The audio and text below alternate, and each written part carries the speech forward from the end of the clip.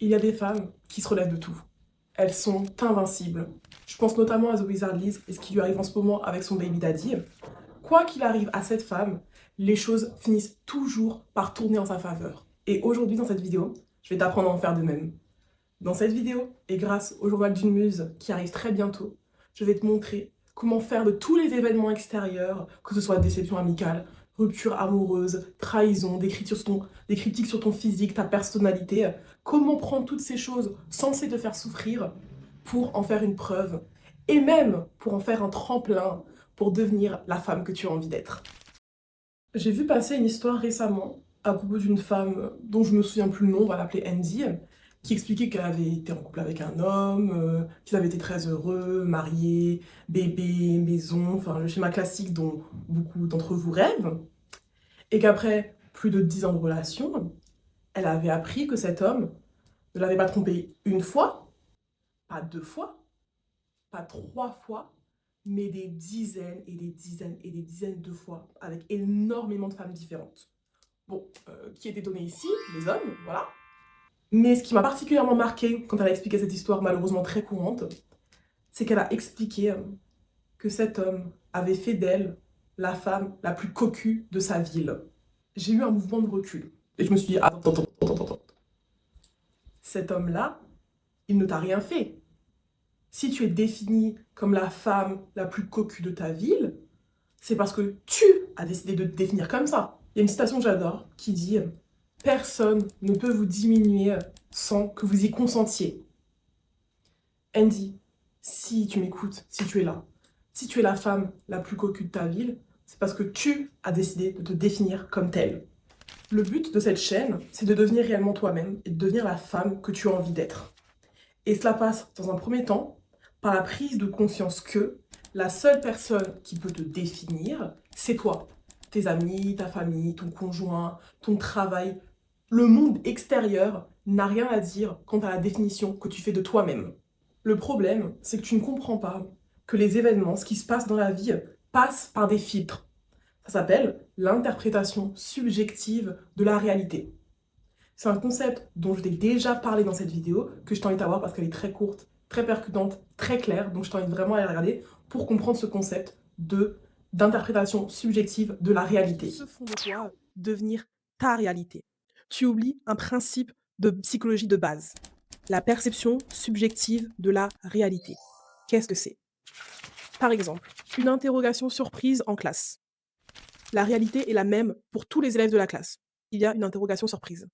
Cependant, ceux qui avaient révisé voient une opportunité d'avoir facilement une bonne note, tandis que ceux qui n'avaient pas travaillé perçoivent cette interrogation comme un piège ou une malchance. C'est ça, la perception subjective de la réalité, l'interprétation personnelle d'événements communs. Cette notion psychologique considère que tu ne perçois pas le monde tel qu'il est objectivement, mais à travers tes filtres perspectifs, émotionnels et cognitifs. Tes sens ne font pas que de percevoir le réel, ils le sélectionnent, l'organisent, l'interprètent selon la structure préexistante de ton cerveau. Tes biais cognitifs, tes croyances, tes expériences passées influencent ta construction de la réalité. Autrement dit, chacun vit dans une réalité perçue individuellement. Et celle-ci peut plus ou moins différer de celle des autres, même si elles partagent une base matérielle commune.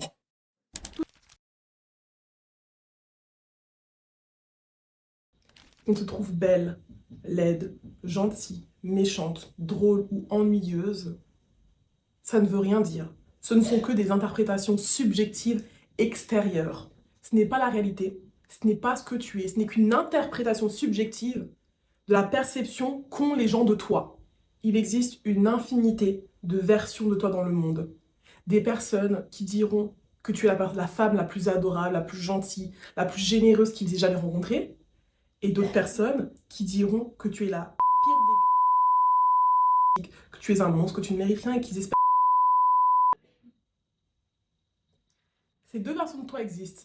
Le problème arrive quand tu n'arrives pas à laisser ces opinions à leur place. Quand tu prends ces opinions comme vérité et que tu l'appliques à toi-même. Les gens ont le droit de penser ce qu'ils veulent de toi.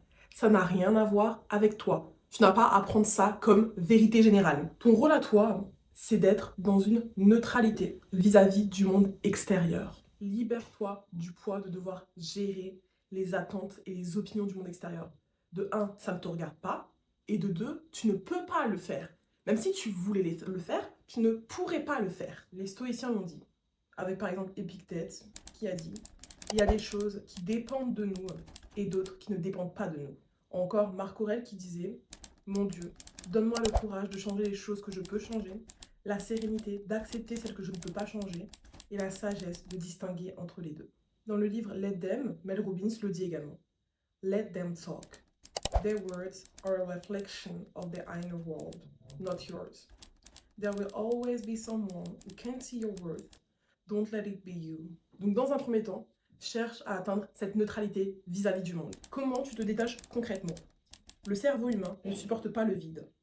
Surtout à notre époque où on est surstimulé et qu'on est toujours attisé par quelque chose. Ça ne sert à rien de juste essayer de te débarrasser du poids des jugements extérieurs, des événements extérieurs. Il faut que tu les remplaces par autre chose. Toi, tu vas recentrer toute ton énergie, tout ton temps, toute ton attention vers toi-même, vers l'apprentissage et la création de la femme que tu as envie de devenir. Et c'est pour ça que je te développe le journal d'une muse. C'est un journal, un programme, ce que tu veux, sous version carnet, dans lesquels tu vas apprendre à te connaître, savoir qui tu es naturellement, à te construire, qui tu as envie de devenir et à t'affirmer. Comment incarner cette femme dans le monde. Toute la place que prend l'opinion du monde de te soucier de est-ce que cette personne pense ça de moi, est-ce qu'il dit ci pour ça, est-ce que si, est-ce que ça, est-ce que si, est-ce que ça, tu le remplaces par une obsession envers toi-même. Personnellement, je pense beaucoup, beaucoup, beaucoup trop à moi pour me soucier de ce que les autres pensent de moi. L'espace mental, c'est vraiment quelque chose de très précieux. Et tout ce qu'il y a dans mon cerveau doit me servir, ou sinon, rester à l'extérieur. Et ça doit être la même chose pour toi. Tu dois seulement penser à moi, moi, moi, moi, moi. À la place de penser à qu'est-ce que les gens pensent de moi. Une fois que tu as réussi à te détacher de l'influence du monde extérieur, tu vas pouvoir aller plus loin et utiliser ces opinions à ton avantage. Interprète tout ce qui t'arrive à ton avantage. Tu peux trouver du positif et du négatif dans tout ce qui arrive. La clé, c'est de choisir dans les événements extérieurs ce qui, toi, t'arrange. C'est à toi de tirer uniquement le positif de ta vie pour que celle-ci soit le reflet, la preuve de la femme que tu es et que tu as envie d'être. Pour reprendre l'idée de tromperie et le fait d'être la femme la plus cocu de sa ville, etc., que sais-je, qu'est-ce que ça donne? Il y a un événement, un mari infidèle. Tu as deux possibilités. Tu réagis négativement à l'événement, tu le prends personnellement. J'ai été trompée, donc je ne suis qu'une grosse cocu, je suis pathétique, mais qu'est-ce qui ne va pas chez moi? Pourquoi est-ce qu'on me trompe toujours? Est-ce que je ne mérite pas d'être aimée, d'être respectée? Etc. Tu pleures toutes les larmes de ton corps et tu tapes toi sur ton sort. C'est ce qu'a fait Andy. Ou tu as le deuxième choix. Tu prends cet événement avec du recul et comme une preuve de ta valeur. Je n'ai pas été trompée. Il a été infidèle. C'est deux choses très différentes. Cela n'a rien à voir avec moi et tout à voir avec la personne qu'il est et de son manque de valeur. Moi, je suis une femme avec des valeurs et je les respecte. Et si lui n'est pas capable de m'apporter ce respect de son côté, alors je ferai doublement le travail pour moi en refusant de continuer à partager ma vie avec lui et en l'écartant complètement de mon existence. La question, c'est quelle femme est-ce que tu as envie d'être? Il n'y a foncièrement pas de bonne ou de mauvaise réponse. Il y a juste des choix qui déterminent qui tu es. Une fois que tu as choisi, il te suffit d'être ferme dans tes valeurs personnelles et de mouler le monde extérieur à tes valeurs personnelles. Si ta valeur principale, c'est la fidélité, alors personne dans ce monde ne peut te tromper. Tu es intrompable. Sois tellement affirmé dans tes valeurs qu'à l'instant où ton partenaire a décidé de te manquer de respect, ou ton conjoint a décidé de t'être infidèle, c'était la fin de votre relation. À l'instant où cet homme t'a manqué de respect, tu n'étais plus en relation avec lui. Et techniquement, quand il allait faire ce qu'il devait faire, et qu'il a décidé d'être infidèle, tu n'étais plus avec lui. Donc techniquement, tu n'as pas été trompé. Et tu peux même aller plus loin, parce que c'est ta vie, c'est toi, tu décides ce que tu veux. Tu peux aller plus loin et décider que, à l'instant où il a décidé d'être infidèle, toute votre relation de couple s'est évaporée et n'a jamais existé. Ce n'est même pas ton ex, ce n'est rien du tout. À l'instant où tu m'as manqué de respect, tout ce qu'on a vécu a été effacé de la surface de la terre. Je n'ai jamais été ta copine, tu n'as jamais été mon copain, on n'a jamais été en couple. Bloqué, et tu fais disparaître cet homme de ta vie, comme s'il n'avait jamais existé. Blocca al Facebook, blocca al WhatsApp, blocca telefonet, blocca Instagram, bloc. Parce que tu as le droit et tu as l'obligation de décider de la femme que tu as envie d'être. Moule les événements extérieurs à tes valeurs personnelles. Si tu arrives à faire ça, tu passes au niveau supérieur. Parce que tout ce qui t'arrive dans le monde extérieur n'est plus seulement ignoré, mais ça devient un tremplin pour t'élever au niveau de la femme que tu as envie d'être. Cela permet de faire de n'importe quel événement une preuve de la femme que tu es. Je vais te récapituler concrètement les 4 étapes à mener. Premièrement, une vision de qui tu es, de qui tu veux être, qui tu es naturellement, de qui tu veux être, de la vie que tu as envie de mener, de tes valeurs personnelles, de tes rêves, de tes affirmations. Avoir une vision. Je t'invite à t'abonner pour avoir cette partie dans le journal d'une muse. Et je t'invite également à aller voir cette vidéo qui traite exclusivement de comment et de pourquoi créer sa vision, c'est essentiel. La deuxième étape, c'est vivre ta vie. C'est vrai que je ne la mentionne pas souvent et pourtant, c'est l'étape la plus importante. On ne vit pas sa vie dans le noir de sa tête. Va expérimenter, entre en relation, crée des amitiés, lance des projets, abandonne certaines choses, développe des compétences, va vivre ta vie. Et c'est pendant que tu iras vivre ta vie que des événements neutres vont venir à toi. Après ces événements, la troisième étape, l'interprétation des événements extérieurs. Pendant que tu es en train de vivre ta vie, des événements sont venus à toi. Et la troisième étape, ça va être de venir interpréter sous le prisme de ta vision, donc de ton premier point, de la femme que tu as envie d'être, l'événement qui est arrivé. Comme je te l'ai expliqué dans le reste de la vidéo. Tu prends l'événement qui est arrivé et tu l'interprètes selon la femme que tu as envie d'être. Puis la quatrième étape, c'est que tu fais les changements, tu t'affirmes par rapport à la femme que tu as envie d'être. Je suis cette personne, j'ai envie d'être cette personne, il m'arrive ci, je l'interprète comme ci, et je prends les décisions en accord avec la femme que j'ai envie d'être. Et une fois que tu as pris cette décision, que tu as fait les ajustements nécessaires, tu repars vivre ta vie. Et ainsi de suite, et ainsi de suite, et ainsi de suite. Et c'est comme ça que tu avances. Je vais te conclure cette vidéo en te donnant un dernier exemple et en t'expliquant une dernière histoire. Une muse qui, selon moi, a complètement embrassé ce concept de se définir soi-même. Cette muse, c'est The Wizard Liz. The Wizard Liz, c'est une influenceuse, une créatrice de contenu, de développement personnel. Elle a accumulé des millions et des millions d'abonnés en très peu de temps et elle est notamment connue pour avoir un fort caractère et être très directe. Ce qui s'est passé depuis maintenant plusieurs mois, c'est qu'elle a eu un scandale avec son ex-conjoint qui est également le père de son enfant. Celui-ci l'ayant trompé, ils se sont séparés. Et depuis, la séparation se passe très mal. Il y a des problèmes de visa, de chantage, ils essaient de lui extorquer de l'argent, ce genre de choses. Et je trouve que cette histoire est un exemple très clair des 4 étapes que je t'ai expliquées juste avant. Je m'explique. On va suivre cette histoire étape par étape. La première étape, c'est la vision. Quelle vision Liz avait d'elle et de la femme qu'elle avait envie d'être? Je suis libre d'être qui je veux. Je suis libre de vivre ma vie comme j'en ai envie.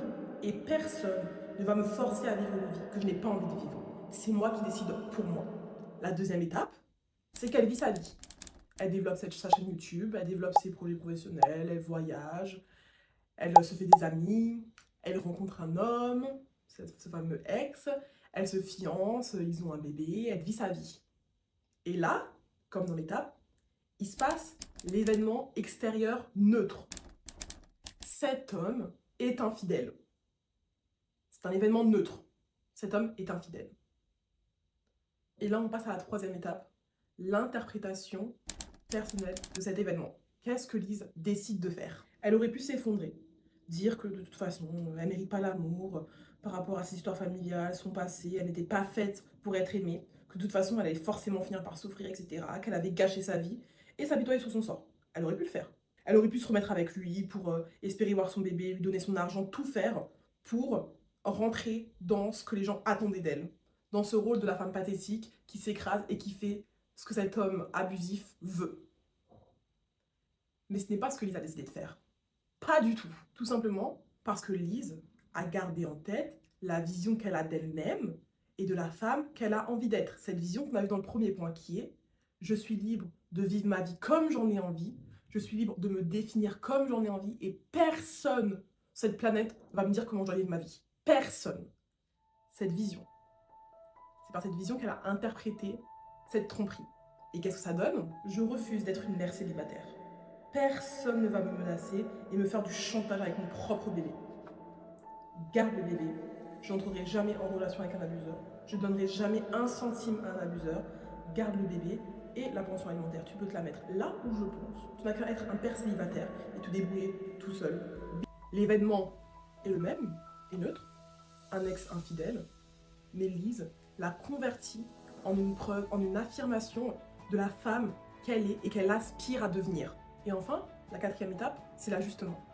Qu'est-ce que Lise a décidé de faire concrètement dans les faits? Elle coupe tout contact avec cet homme.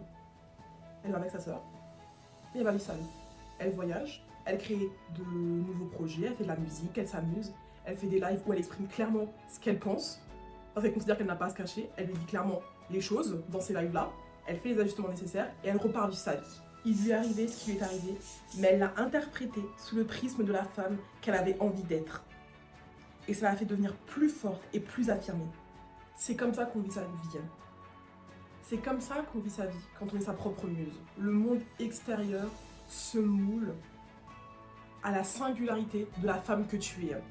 Tu ne te fais pas plus petite pour rentrer dans ce que le monde attend de toi. Tu élargis ton univers pour que celui-ci fitte à la grandeur de la femme que tu es. Et tout ça, c'est ce que je te partage dans le journal d'une muse qui arrive très bientôt. C'est tout ça que tu vas aller construire.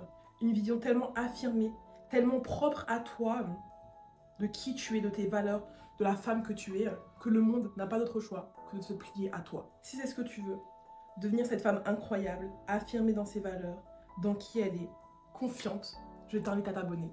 Parce que je vais continuer à te proposer des vidéos pour te permettre de te rapprocher de cette muse-là et de devenir cette femme-là. Et pour conclure, je te pose la seule question qui compte vraiment, celle qui devrait t'obséder.